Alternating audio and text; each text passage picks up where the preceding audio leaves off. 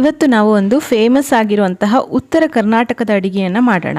ನಾನಿವತ್ತು ಮಾಡ್ತಾ ಇರೋದು ಜುಣುಕದ ವಡಿ. ಸಾಮಾನ್ಯವಾಗಿ ಜೋಳದ ರೊಟ್ಟಿ ಜೊತೆ ಇದನ್ನು ಸರ್ವ್ ಮಾಡ್ತಾರೆ. ತುಂಬ ರುಚಿಯಾಗಿರುತ್ತೆ, ಮಾಡೋದು ಸಹ ತುಂಬಾ ಸುಲಭ, ತುಂಬ ಯುನೀಕ್ ಆಗಿರುವಂತಹ recipe, one of my favourite ಅಂತ ಹೇಳ್ಬೋದು. ಹಾಯ್ ಫ್ರೆಂಡ್ಸ್, ಎಲ್ಲರಿಗೂ ನಮಸ್ಕಾರ. ವೆಲ್ಕಮ್ ಟು ಸಂತೃಪ್ತಿ ಕಿಚನ್. ಉತ್ತರ ಕರ್ನಾಟಕದ ಅಡಿಗೆಗಳೇ ಹಾಗೆ ಎವರ್ ಗ್ರೀನ್, ತುಂಬಾ ಚೆನ್ನಾಗಿರುತ್ತೆ. ಅದರಲ್ಲೂ ರೊಟ್ಟಿ ಜೊತೆ ಇದನ್ನು ಸಾಮಾನ್ಯವಾಗಿ ನಾವು ಖಾನಾವಳಿ ಊಟದಲ್ಲೆಲ್ಲ ತಿಂದಿರ್ತೀವಿ. ಈಸಿಯಾಗಿ ಮಾಡ್ಬೋದು ಫ್ರೆಂಡ್ಸ್, ತುಂಬಾ ಟೇಸ್ಟಿಯಾಗಿ ಇರುತ್ತೆ. ಇದನ್ನು ಹೇಗೆ ಮಾಡೋದಂತ ನೋಡೋಣ ಬನ್ನಿ. ಮೊದಲಿಗೆ ಇದಕ್ಕೆ ನಾನು 1 ಕಪ್ನಷ್ಟು ಕಡಲೆ ಹಿಟ್ಟನ್ನು ತೊಗೊಂಡಿದ್ದೀನಿ. ಆದಷ್ಟು ಫ್ರೆಶ್ ಆಗಿರುವಂತಹ ಕಡಲೆ ಹಿಟ್ಟನ್ನು ತೊಗೊಳ್ಳಿ. ಕಡಲೆ ಹಿಟ್ಟನ್ನು ಒಂದ್ಸಲ ಜರಡಿ ಹಿಡ್ಕೊಂಡ್ಬಿಡೋಣ. ಇದರಲ್ಲಿ ಗಂಟುಗಳಿರುತ್ತೆ.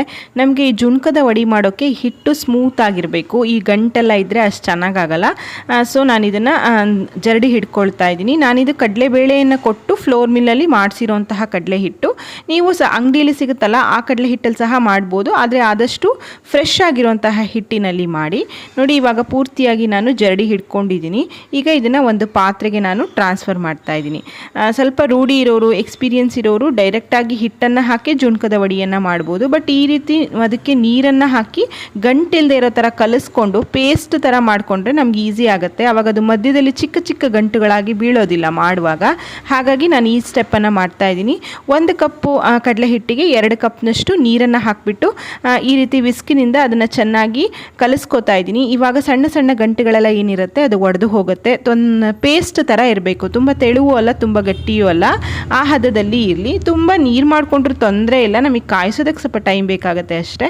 ನೋಡಿ, ಈ ಹದದಲ್ಲಿ ಮಾಡ್ಕೊಂಡಿದ್ದೀನಿ ನಾನು. ಈಗ ಮಸಾಲೆಗೆ ಮಿಕ್ಸರ್ ಜಾರ್ಗೆ 4 ಹಸಿ ಮೆಣಸಿನ್ಕಾಯಿ, ಸ್ವಲ್ಪ ಕೊತ್ತಂಬರಿ ಸೊಪ್ಪನ್ನು ಹಾಕ್ತಾಯಿದ್ದೀನಿ, ಮತ್ತು ಜೀರಿಗೆಯನ್ನು ಹಾಕ್ತಾಯಿದ್ದೀನಿ. ಖಾರ ಹೆಚ್ಚು ಕಡಿಮೆ ಮಾಡ್ಕೊಳ್ಬೋದು, ಸ್ವಲ್ಪ ಖಾರವಾಗಿದ್ದರೆ ಚೆನ್ನಾಗಿರುತ್ತೆ. 2 ಚಮಚದಷ್ಟು ಜೀರಿಗೆ, 4-5 ಬೆಳ್ಳುಳ್ಳಿ ಹೆಸರುಗಳನ್ನು ಇಲ್ಲಿ ಹಾಕ್ತಾಯಿದ್ದೀನಿ. ಸ್ವಲ್ಪ ನೀರನ್ನು ಹಾಕಿಬಿಟ್ಟು ಇದನ್ನು ತರಿಯಾಗಿ ಪೇಸ್ಟ್ ಮಾಡ್ಕೊಂಡು ಬರ್ತೀನಿ. ನೋಡಿ, ನಾನು ಈ ರೀತಿ ಇವಾಗ ಇದನ್ನು ಪೇಸ್ಟ್ ಮಾಡ್ಕೊಂಡಿದ್ದೀನಿ. ಈ ರೀತಿ ಮಾಡ್ಕೊಳ್ಳೋದ್ರಿಂದ ನಮಗೆ ಬಾಯಿಗೆ ಸಿಗೋದಿಲ್ಲ, ಖಾರ ತಿನ್ನೋದಕ್ಕೆ ಚೆನ್ನಾಗಿರುತ್ತೆ ಅಂತ ಅಷ್ಟೇ. ಇವಾಗ ಒಂದು ಕಡಾಯಿಗೆ 2 ಚಮಚದಷ್ಟು ಎಣ್ಣೆಯನ್ನು ಹಾಕ್ಕೊಂಡು, ಎಣ್ಣೆ ಚೆನ್ನಾಗಿ ಬಿಸಿ ಆದಮೇಲೆ ಒಗ್ಗರಣೆಯನ್ನು ಮಾಡ್ಕೊಳ್ಳೋಣ. ಒಗ್ಗರಣೆಗೆ ನಾನು ಸಾಸಿವೆ ಮತ್ತು ಜೀರಿಗೆಯನ್ನು ಹಾಕ್ತಾಯಿದ್ದೀನಿ, ಮತ್ತು ಅರ್ಧ ಚಮಚದಷ್ಟು ಅರಿಶಿಣವನ್ನು ಹಾಕ್ತಾಯಿದ್ದೀನಿ. ಸ್ವಲ್ಪ ಇಂಗನ್ನು ಹಾಕ್ತಾಯಿದ್ದೀನಿ. ಇಲ್ಲಿ ಬೆಳ್ಳುಳ್ಳಿ ಮತ್ತು ಇಂಗು ಎರಡನ್ನೂ ನಾನು ಯೂಸ್ ಮಾಡಿದ್ದೀನಿ ಫ್ರೆಂಡ್ಸ್. ಸಾಮಾನ್ಯವಾಗಿ ಜುಣುಕದ ವಡಿಗೆ ಬೆಳ್ಳುಳ್ಳಿ ಹಾಕ್ತಾರೆ, ಇಷ್ಟ ಇಲ್ಲದೆ ಹೋದರೆ ನೀವು ಸ್ಕಿಪ್ ಮಾಡ್ಬೋದು. ಈಗ ಒಂದು ಸಣ್ಣದಾಗಿ ಹೆಚ್ಚಿರುವಂತಹ ಈರುಳ್ಳಿಯನ್ನು ಹಾಕಿಬಿಟ್ಟು ಅದು ಸಹ ಹಸಿ ವಾಸನೆ ಹೋಗೋ ತನಕ ಫ್ರೈ ಮಾಡಬೇಕಾಗತ್ತೆ.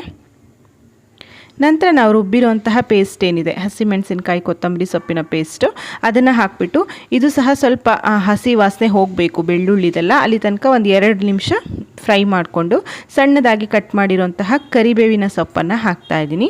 ಮತ್ತು ಈ ಕಡೆ ಹುಣಸೆ ಹಣ್ಣನ್ನು ನೆನೆಸಿಟ್ಕೊಂಡಿದ್ದೆ, ಅದರದ್ದು ದಪ್ಪವಾಗಿರುವಂತಹ ರಸ 2 ಚಮಚದಷ್ಟು ಇದೆ. ಇಲ್ಲಿ ಹುಣಸೆ ಹಣ್ಣಿನ ರಸವನ್ನು ಹಾಕಿ ಒಗ್ಗರಣೆ ಒಟ್ಟಿಗೆ ಇದು ಸಹ ಇದನ್ನು ಚೆನ್ನಾಗಿ ಮಿಕ್ಸ್ ಮಾಡ್ಕೊತಾ ಇದ್ದೀನಿ.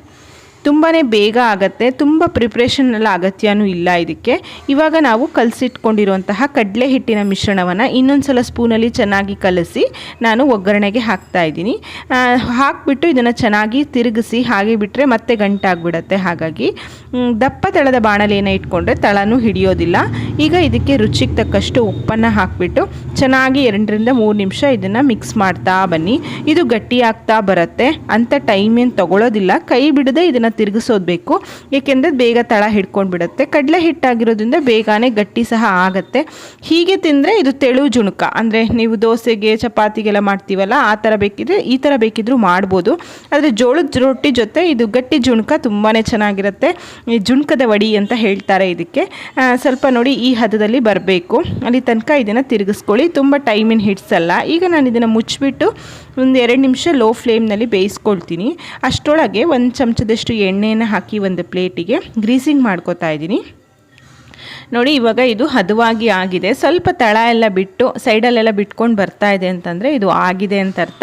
ಸ್ವಲ್ಪ ಚೆನ್ನಾಗಿ ಬೇಯಿಸ್ಕೊಳ್ಳಿ ಫ್ರೆಂಡ್ಸ್, ಯಾಕೆ ಕಡಲೆ ಹಿಟ್ಟಾಗಿರೋದ್ರಿಂದ ಚೆನ್ನಾಗಿ ಬೆಂದ್ರೇ ರುಚಿಯಾಗಿರುತ್ತೆ ಇದು ತಿನ್ನೋದಕ್ಕೆ. ನೋಡಿ, ಈ ಹದದಲ್ಲಿ ಒಂದೇ ಮುದ್ದೆ ಆಕಾರದಲ್ಲಿ ಬರಬೇಕು. ಈಗ ಇದು ಆಗಿದೆ. ಈಗ ನಾವು ಗ್ರೀಸಿಂಗ್ ಮಾಡ್ಕೊಂಡಿರುವಂತಹ ಪ್ಲೇಟಿಗೆ ಈ ಮಿಶ್ರಣವನ್ನು ಹಾಕ್ತಾಯಿದ್ದೀನಿ. ಈವನ್ ಆಗಿ ಒಂದೇ ಕಡೆ ಇದನ್ನು ಸ್ಪ್ರೆಡ್ ಮಾಡ್ಕೊಳ್ಳಿ. ಸ್ವಲ್ಪ ಪೀಸಸ್ ದಪ್ಪ ದಪ್ಪ ಇದ್ದರೆ ತಿನ್ನೋದಕ್ಕೆ ಚೆನ್ನಾಗಿರುತ್ತೆ. ತುಂಬ ತೆಳುವಾಗಿ ಹರಡ್ಕೊಳ್ಬೇಡಿ. ಈಗ ಇದನ್ನು ಸೌಟಿನಿಂದ ಈವನ್ ಆಗಿ ನಾನು ಸ್ಪ್ರೆಡ್ ಮಾಡ್ತಾ ಇದ್ದೀನಿ. ಈ ರೀತಿ ನೀಟಾಗಿ ಸ್ಪ್ರೆಡ್ ಮಾಡೋಣ. ಇದೀಗ ಸ್ವಲ್ಪ ಬಿಸಿ ಇದೆ, ತಣ್ಣಗಾಗಬೇಕು. ತಣ್ಣಗಾದರೆ ನಮಗೆ ಪೀಸಸ್ ತುಂಬ ಚೆನ್ನಾಗಿ ಬರುತ್ತೆ. ಇವಾಗ ಇದು ಬಿಸಿ ಇರುವಾಗಲೇ ಸ್ವಲ್ಪ ಒಣಕೊಬ್ಬರಿ ತುರಿಯನ್ನು ಸಹ ಮೇಲ್ಗಡೆಯಿಂದ ಉದುರಿಸ್ತಾ ಇದ್ದೀನಿ. ಇದನ್ನು ಹಾಕೋದ್ರಿಂದ ಸಹ ತುಂಬ ರುಚಿಯಾಗಿರುತ್ತೆ. ಹಾಗಾಗಿ ಒಣಕೊಬ್ಬರಿ ತುರಿ ಮತ್ತು ಸಣ್ಣದಾಗಿ ಕಟ್ ಮಾಡಿರುವಂತಹ ಕೊತ್ತಂಬರಿ ಸೊಪ್ಪು ಮತ್ತು ಹುರಿದಿರೋಂತಹ ಬಿಳಿ ಎಳ್ಳನ್ನು ನಾನಿಲ್ಲಿ ಸ್ವಲ್ಪ ಹಾಕ್ತಾ ಇದ್ದೀನಿ. ಮೇಲ್ಗಡೆಯಿಂದ ಈ ರೀತಿ ಹುರಿದಿರೋಂತಹ ಬಿಳಿ ಎಳ್ಳು ಹಾಕಿದ್ರೆ ತಿನ್ನೋದಕ್ಕೆ ರುಚಿಯಾಗಿರುತ್ತೆ. ಕೆಲವರು ಇದಕ್ಕೆ ಗಸಗಸೆ ಸಹ ಹಾಕ್ತಾರೆ. ನಾನು ಗಸಗಸೆ ಹಾಕಿಲ್ಲ, ನಿಮ್ಗೆ ಇಷ್ಟ ಆಗುತ್ತೆ ಅಂದರೆ ಹಾಕ್ಕೋಬೋದು. ಹಾಕಿಬಿಟ್ಟು ಇದನ್ನು ಚೆನ್ನಾಗಿ ಒಂದು ಗ್ಲಾಸನ್ನು ತೊಗೊಂಡು ಈ ರೀತಿ ಮೇಲ್ಗಡೆಯಿಂದ ಪ್ರೆಸ್ ಮಾಡ್ತಾ ಇದ್ದೀನಿ. ಹೀಗೆ ಮಾಡೋದ್ರಿಂದ ಅದು ತಣ್ಣಗಾದ್ಮೇಲೂ ಸಹ ಉದುರೋದಿಲ್ಲ, ಚೆನ್ನಾಗಿ ಸ್ಟಿಕ್ ಆಗಿ ಇರುತ್ತೆ ಮತ್ತು ಚೆನ್ನಾಗಿ ಸ್ಪ್ರೆಡ್ ಆಗುತ್ತೆ ಅಂತ ನಾನು ಈ ಸ್ಟೆಪ್ಪನ್ನು ಮಾಡ್ತಾ ಇದ್ದೀನಿ. ಈ ರೀತಿ ಚೆನ್ನಾಗಿ ಒಂದ್ಸಲ ಮಿಕ್ಸ್ ಮಾಡ್ಕೊಳ್ಳಿ. ಸ್ವಲ್ಪ ತಣ್ಣಗಾದ್ಮೇಲೆ ನೋಡಿ, ಈಗ ಸೆಟ್ ಆಗೋದಕ್ಕೆ ಬಿಡಿ. ಸ್ವಲ್ಪ ತಣ್ಣಗಾದ್ಮೇಲೆ ನಾವು ಇದನ್ನು ಪೀಸಸ್ ಆಗಿ ಮಾಡ್ಕೊಳ್ಬೋದು. ಚೌಕಾಕಾರದಲ್ಲಿ ನಾವು ಕಟ್ ಮಾಡಿದರೆ ಆಯಿತು. ಆಲ್ರೆಡಿ ಇದು ತುಂಬ ಚೆನ್ನಾಗಿ ನಾವು ಬೇಯಿಸಿರ್ತೀವಲ್ಲ, ಸೊ ಕಟ್ ಮಾಡೋದಕ್ಕೂ ಸಹ ಈಸಿಯಾಗೇ ಬರುತ್ತೆ.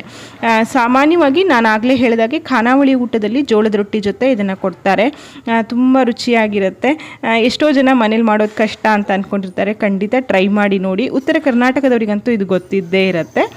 ನೋಡಿ, ನೀಟಾಗಿ ನಾನು ಪೀಸಸ್ನ ತೆಗಿತಾ ಇದ್ದೀನಿ. ಎಷ್ಟು ಚೆನ್ನಾಗಿ ಬಂದಿದೆ. ತಟ್ಟೆಗೂ ಸಹ ಒಂಚೂರು ಹಿಡ್ಕೊಂಡಿಲ್ಲ. ನೋಡಿ, ರುಚಿಯಾಗಿರುವಂತಹ ಜುಣುಕದ ವಡಿ ತಯಾರಾಯಿತು. ಈ ರೀತಿ ಎಲ್ಲದನ್ನು ತೆಕ್ಕೊಂಡ್ರೆ ಆಯಿತು. ಇದನ್ನು ಜೋಳದ ರೊಟ್ಟಿ ಜೊತೆ ಸರ್ವ್ ಮಾಡಿ ನೋಡಿ, ಎಲ್ಲರೂ ಇಷ್ಟಪಟ್ಟು ತಿಂದೇ ತಿಂತಾರೆ. ನೋಡಿ, ಒಂದನ್ನು ನಾನು ಓಪನ್ ಮಾಡಿ ತೋರಿಸ್ತಾ ಇದ್ದೀನಿ. ಎಷ್ಟು ಸಾಫ್ಟಾಗಿ ತುಂಬಾ ಚೆನ್ನಾಗಿ ಬಂದಿದೆ. ಇದನ್ನು ನಾನು ಬಿಸಿಯಾಗಿರುವಂತಹ ಜೋಳದ ರೊಟ್ಟಿ ಜೊತೆ ಶೇಂಗಾ ಪುಡಿ ಚಟ್ನಿ 2 ಥರ ಪಲ್ಯನ ಹಾಕಿ ಜುಣುಕದ ವಡೆನೂ ಸಹ ಸರ್ವ್ ಮಾಡ್ತಾ ಇದ್ದೀನಿ. ನಿಮಗೆ ಈ ವಿಡಿಯೋ ಇಷ್ಟ ಆಗಿದ್ದರೆ ದಯವಿಟ್ಟು ಲೈಕ್ ಮಾಡಿ, ಶೇರ್ ಮಾಡಿ, ಕಮೆಂಟ್ ಮಾಡಿ. ಮತ್ತೊಂದು ಅಡುಗೆಯೊಂದಿಗೆ ಮತ್ತೆ ಬರ್ತೇನೆ. ಅಲ್ಲಿವರೆಗೂ ಧನ್ಯವಾದಗಳು. Thank you for watching. Thank you.